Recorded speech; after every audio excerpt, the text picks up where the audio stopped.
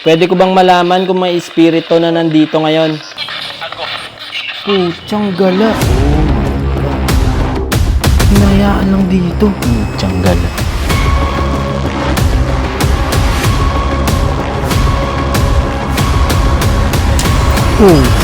Nagbalay.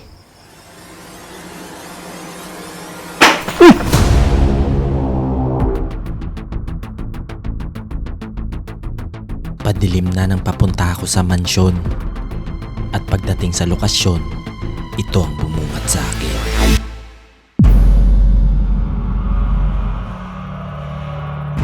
Isang malaking bahay at mga sasakyang pansaka na abandonado.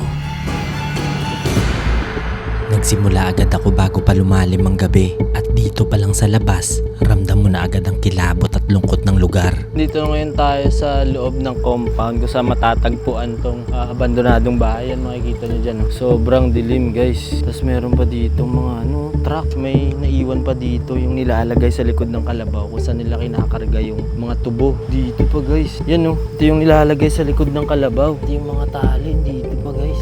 Bukod sa mga nilalagay sa likod ng kalabaw, may naiwan din mga kargahan ng palay.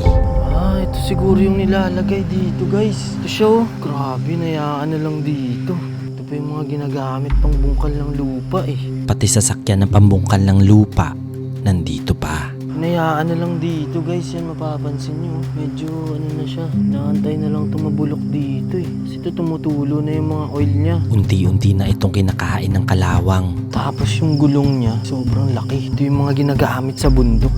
Ito yung mga ginagamit sa pag-aararo ng bundok, ng lupa. Dito pa guys. Nagkalat ang mga ito dito at nakakapagtaka dahil walang isang nagtangkang kumuha. Buti hindi kinakalakal to Kasi bakal to Yan puro bakal to guys. Siguro mayayaman yung mga tao dito sa probinsya kasi walang nagkakalakal nito Yan meron pa dito guys. Sobrang dami niya. Kung mapapansin nyo, marami namang dumadaan. Yan pero wala nang pumapansin dito guys. Hinayaan na lang talaga siya. Habang nag-iikot, bigla kong napansin to. Shucks, meron punso dito guys. OMG. Napapalibutan nito ng mga punso at mga malalaking puno. Mga tayo na yung balahibo kasi pinapaligiran siya guys ng malalaking puno. Ayan, what the heck. May mga naiwan din ditong mga truck na kinakargahan ng tubo. OMG. Ito po, truck. Grabe, may mga truck pa naiwan dito guys. So check natin kung ano yung meron dito sa loob. Sinubukan kong akyatin to para tingnan anong meron sa loob. Oh my gosh. Dito po yung mga niya. Sa loob guys, wasak na yung niya. Lagayan niya ng gamit. Tapos yung mga upuan niya, kahoy pa Oh my god. Tapos yung manibela niya guys, yan nakapaking tape na Yung gauge niya, sobrang luma na nito. Tapos dito guys, dito pa yung mga spare na gulong. Yan hindi kinukuha dito guys. Unti-unti nang lumalalim ang gabi. Sobrang dilim na yung buwan. At habang nag-iikot, bigla akong may narinig dito. Yan Wala. May tumutunog. OMG. Nanggagaling ito sa loob ng truck kaya tinawag ko, baka may tao. Tao po. Tagbalay. Tagbalay.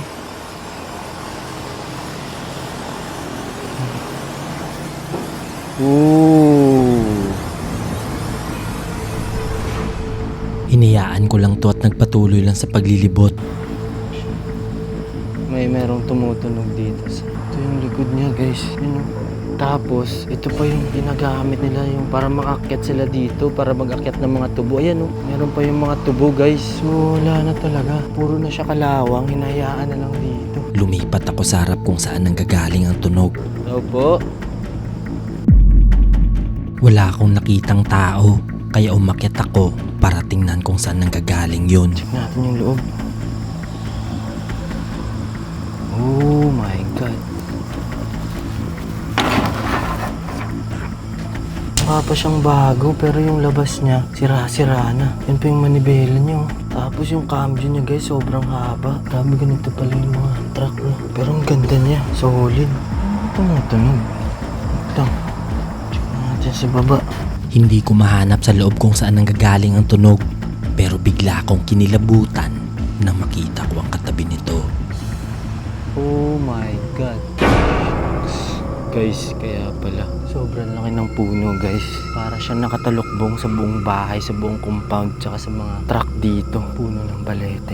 Matay na yung balete. Kaya nag-decide na ako na dumiretso sa So loob. ngayon, check natin yung loob. Tingnan natin kung may mahanap tayong daanan. Agad ako naghanap ng daanan papasok. So medyo delikado kasi baka may ahas na dito. Kasi yun na, yung bahay. So ito may pintuan dito guys. Check natin kung bukas. Nakakandado na siya guys. Nakakandado na ito kaya sinilip ko baka sakaling may mahanap na ibang daanan. Hindi siya makita. So ikot pa tayo. Check natin kung may makahanap tayong daanan dito. Pagdating sa gitna may nakita akong hagdan.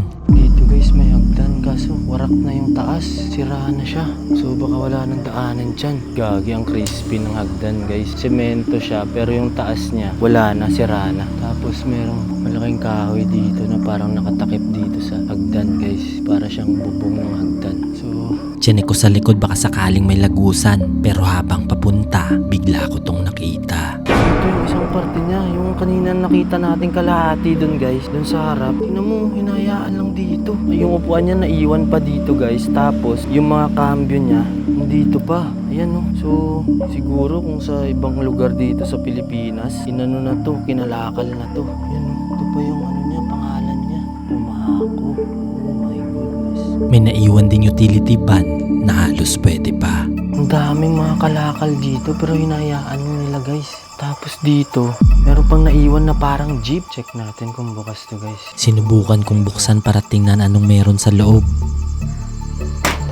Bukas siya. Sira-sira na rin ang loob nito at may mga naiwan pang mga damit. Ay, ito may pinto. Check natin. May nakita akong pintuan sa likod Oh my gosh, nakakandado na rin. pero pati ito nakakandado. Wala akong mahanap na daanan dito guys. So check natin dun sa may hagdan. Try natin umakyat kung meron tayong mahanap na daanan. Wala nang daanan dito sa baba tsaka dun sa may likod. Kaya check natin dito baka meron. Inakyat ko baka sakaling may mahanap na daanan. Ano ata to Bubong na dito guys. Yun, bukas. Dito may nahanap akong pinto. Dito guys, merong daanan. Check natin. Ito. Oh my god. Medyo marupok na yung ano niya, bubong. Pero medyo delikado dahil marupok na ang mga yero. Bigla tayong bumulusok pababa. So medyo mahirap to guys kasi yung bubong niya puno na siya ng kalawang. So umapak tayo. Yan, nagka-crack siya. So isang choice ko is akyat na lang tayo dito tapos pasok tayo dito. Check natin anong meron sa loob guys. OMG. So bago natin pasukin tong loob, gusto ko kayong pasalamatan dahil kung hindi dahil sa inyo guys, hindi ako makakapunta kung saan tayo nakapag-shoot ngayon. Dahil sobrang mahal po ang gastos at pamasahe para makapunta sa mga spots gaya nito. And of course sa Pocket Broker sa pag-fund ng travel ngayon namin dito sa Philippines. Isa silang trading platform kung saan pwede kayo mag-trade ng stocks, crypto, and other currencies. Pag nag-register kayo, pwede nyo gamitin ang code ko na LTOZ. Ilalagay ko ang link dito sa baba. And pwede na kayo mag-top up, click nyo lang ang deposit, and pwede na kayo mag-deposit through GCash and other banks. And kung first time nyo mag-trade guys, don't worry dahil meron silang social trading at training guide na pwede nyong sundan. Plus meron silang 24/7 chat support na pwede nyong pagtanungan. So ang technique na ginagamit ko dito guys ay always buy low and sell high.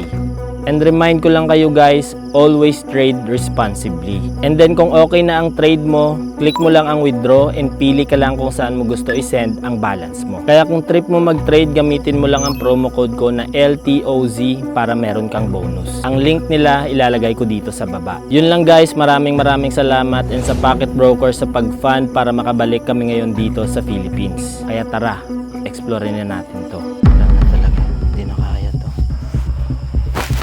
Hirap pa. Wait lang guys. Medyo mahirap to. Pagdating sa loob itong tumambad sa akin. Ay, dami na iwan gamit guys. Dito sa loob sobrang daming gamit pa ang naiwan. Ito, yung picture niya, ano na. Wala na guys. Para siyang dugo. Tapos dito. Meron pa mga libro.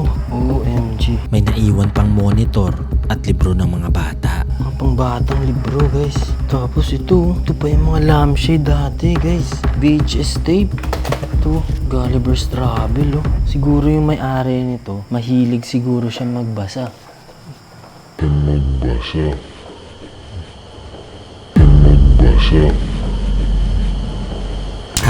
nagbibideo bigla ako may narinig dito. Mga ano lang siguro yun guys kasi medyo marupok na yung bahay eh. Baka siguro yung tunog na naririnig natin, yun yung mga daga na pinamahaya na siguro to ng mga ipis tsaka daga. Siguro yun yung mga tunog na naririnig natin dito sa mga kahoy. Nagpatuloy lang ako dahil namangha ako sa sobrang daming gamit na naiwan dito. Pero habang tumatagal, biglang nag-iiba ang aking pakiramdam. Sobrang daming mga libro tsaka magazines dito guys. Tapos yung bintana niya basag-basag na. Siguro mga ano to dahil sa kalumaan or baka tinapunan ng bato. Pero wala akong nakikitang bato dito sa loob. Iba yung nafe-feel ko dito. Medyo tumatayo yung balahibo ko. Hindi ko to na-research para wala akong personal bias na pag alam ko yung history ng lugar, yung mafe-feel ko dito dahil dun sa na-research ko. Kaya pumunta ako dito nang walang kaalam-alam. Pero dito sa lugar kung saan ako ngayon, medyo iba yung feeling kasi malamig. Which is dapat painit to kasi naka-close siya. So dito medyo malamig. Try natin mamaya mag-investigate kung meron tayong masasagap na frequency. Nagsasalita lang ako nang bigla akong may narinig. May umahapak. Tumatayo na yung balahibo ko guys. Dito ako kinabahan dahil hindi ako sigurado kung elemento o tao ang makakasalubong ko. Gagi dito guys. Dito medyo malamig eh. So hindi ko sure kasi ito, dito siguro umupo yung may-ari tapos nagbabasa. Kasi yan oh, may mga iwan pang libro dito. So dito siguro siya umupo. Yan to. Pero parang blanco siya. Ito.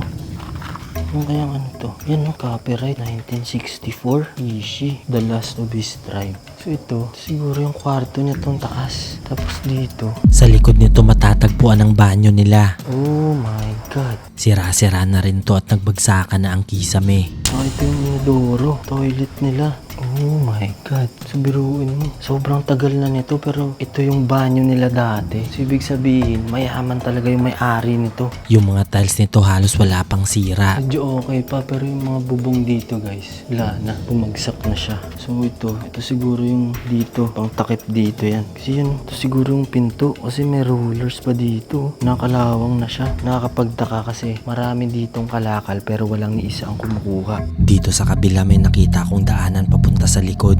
Pintuan niya, sira na. Check natin. Balay.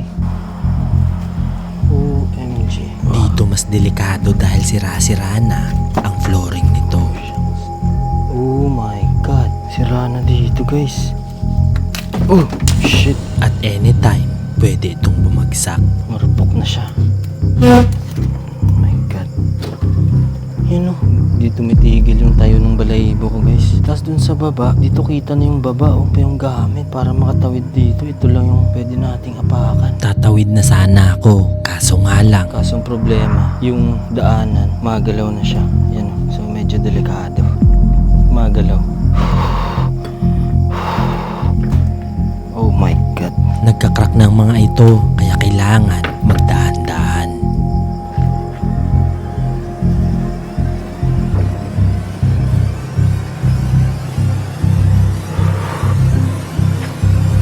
Oh.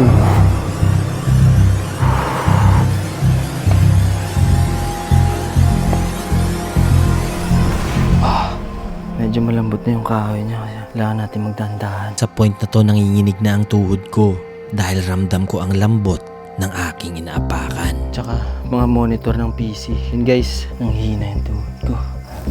Pero if na-appreciate nyo yung ginagawa ko dito guys, please do subscribe and sana matulungan nyo ako maabot yung goal ko na ma-hit natin yung 1 million subscribers. So, yun lang guys. Check na natin to. Kutin na natin dahan-dahan lang. Tatayo na sana ako nang bigla akong may narinig sa bubong.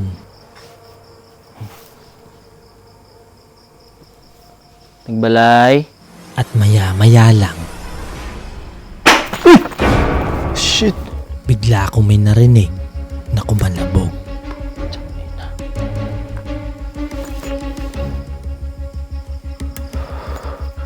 Hindi ko sure kung saan galing pero baka nilaglag lang yung galing sa taas.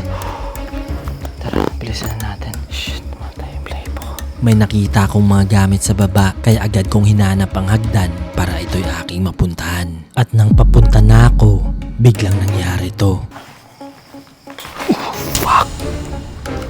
Anytime pwede itong bumagsak. At habang nagvi-video ako dito, bigla akong narinig to.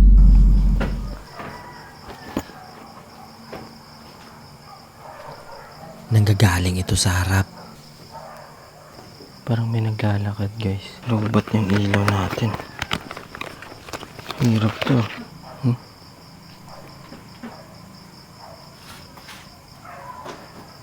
Balay.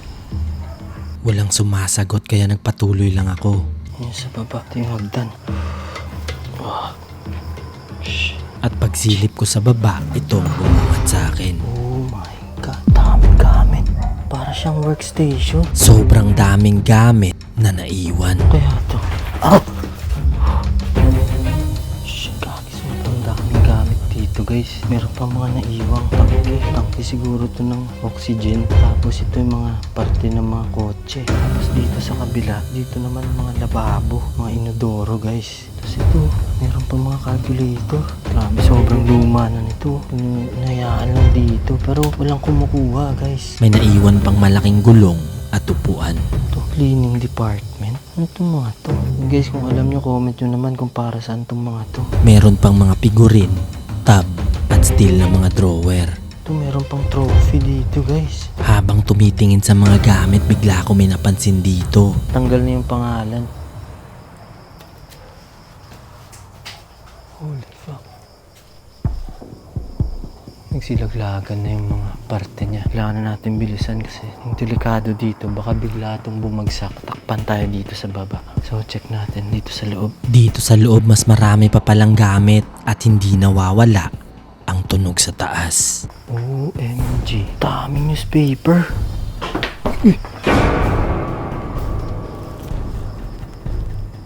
Nagbalay.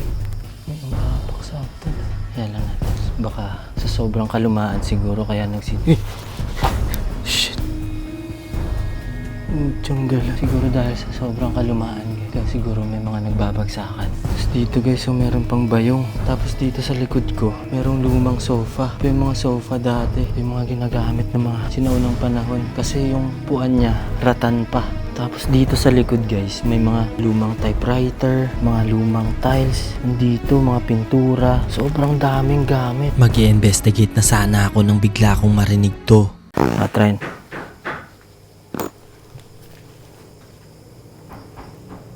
Holy. Yan guys, di ko alam kung rinig dito sa mic pero parang may umaapak sa taas. Parang may naglalakad sa taas. So dun kanina yung... Sinubukan ko ulit tong tawagin. Tagbalay! Tawo? Wala pa rin sumasagot kaya umakyat na ako agad para mag-imbestiga.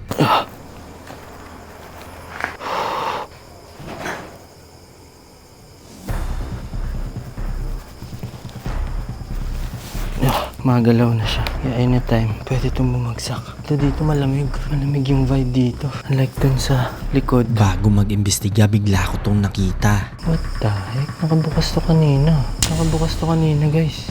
Dito ako kinilabutan dahil wala namang hangin sa loob. So, dito tayo kasi dito malamig guys. Yung problema, nakasarado yung mga bintana. So, maliliit lang yung butas. Imposibleng galing to sa labas. Kasi kung mapapansin nyo dito mainit sa labas. Pero dito sa loob, sobrang lamig. Dito banda yung medyo creepy. Medyo iba yung vibe dito. So, check natin. Chinek ko muna sa EMF kung may masasagap ako dito. Oh.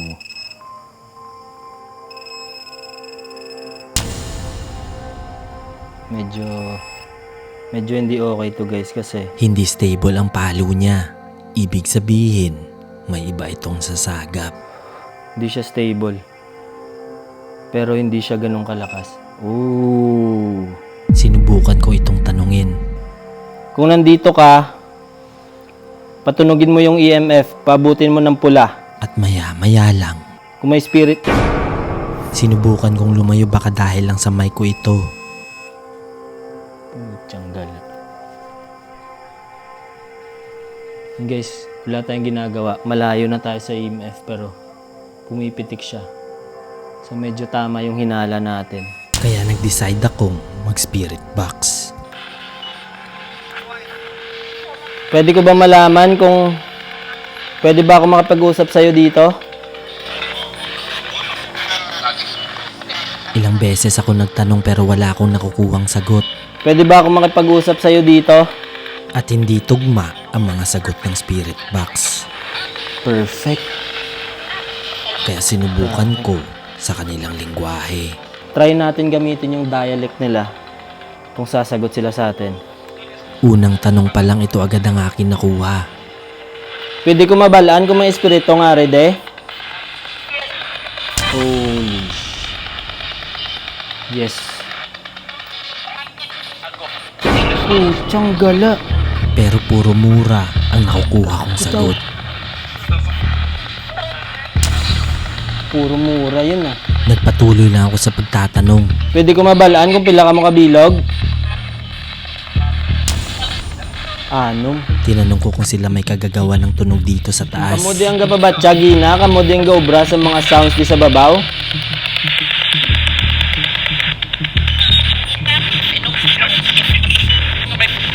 Kami. Tinanong ko agad kung kailangan nila ng dasal. Pwede ko ka-offer sa inyo pangade? Pwede. Okay. Pwede guys.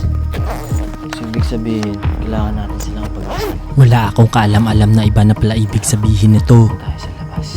Kaya nag-alay agad ako ng dasal para sa kanila.